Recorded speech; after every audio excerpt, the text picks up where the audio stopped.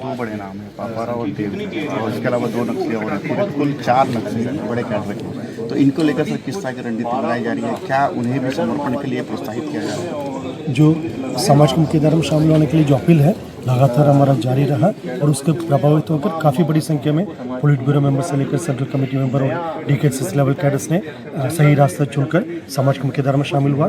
यदि कोई हिंसा का रास्ता में अभी भी चल रहा है, यदि उनका इस प्रकार का जो पुनर्वास का भाषा समझ में नहीं आ रहा तो फिर हमारा सुरक्षा बल सक्षम है, इसलिए उनके पास बहुत ज़्यादा समय नहीं है।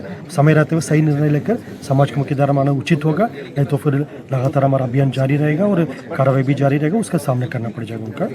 यदि वो उसमें बड़े बड़े नाम अक्सर आते हैं, उसमें पोलिट ब्यूरो मेंबर्स देव जी हैं और सेंट्रल कमेटी मेंबर संग्राम है, DKSS लेवल के कैडर्स में पापाराव है और जो प्रभाकर है। इस प्रकार मात्र भी गिने चुने कुछ कैडर्स शेष रह गए, उनके पास भी एक ही विकल्प है, इस विकल्प वाला उनके पास और कोई रास्ता नहीं है।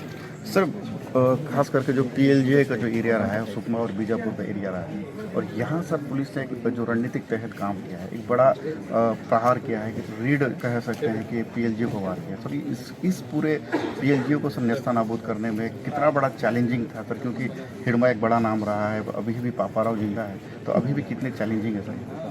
जैसा सुकमा एवं बीजापुर और बस्तर संभाग के अंतर्गत अन्य जो नक्सल प्रभावित इलाका में, जिसमें अबुझमाड़ क्षेत्र भी शामिल है, नारायणपुर जिला अंतर्गत, सभी इलाका में शासन का एक स्पष्ट मंशा थे नक्सल गतिविधि को पूर्ण रूप से समाप्त करना।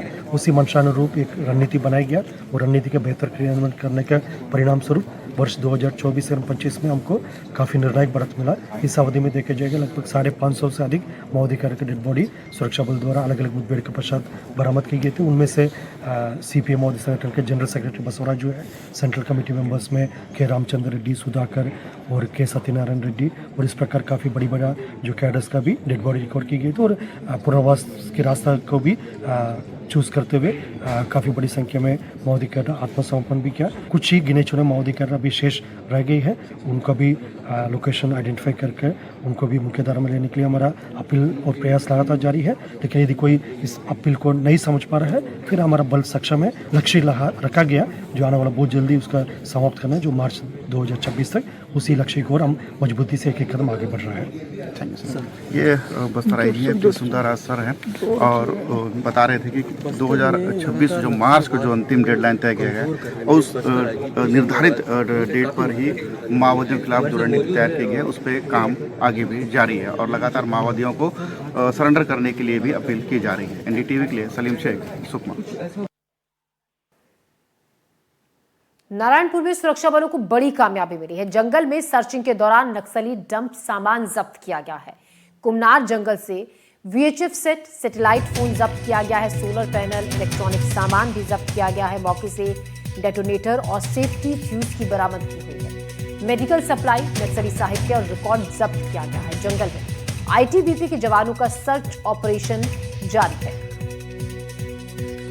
मौके से डेटोनेटर और सेफ्टी फ्यूज बरामद किए गए हैं। नारायणपुर में सुरक्षा बलों को बड़ी कामयाबी मिली है। जंगल में सर्चिंग के दौरान नक्सली डंप सामान जब्त किया गया है। कुमनार जंगल से VHF सेट, सैटेलाइट फोन जब्त किया गया है। सोलर पैनल जब्त हुआ है। इलेक्ट्रॉनिक सामान भी जब्त किया गया है। मौके से डेटोनेटर और सेफ्टी फ्यूज की बरामद की हुई है। मेडिकल सप्लाई, नक्सली साहित्य और रिकॉर्ड जब्त किए गए हैं। जंगल में ITBP के जवानों का सर्च ऑपरेशन अभी भी जारी है।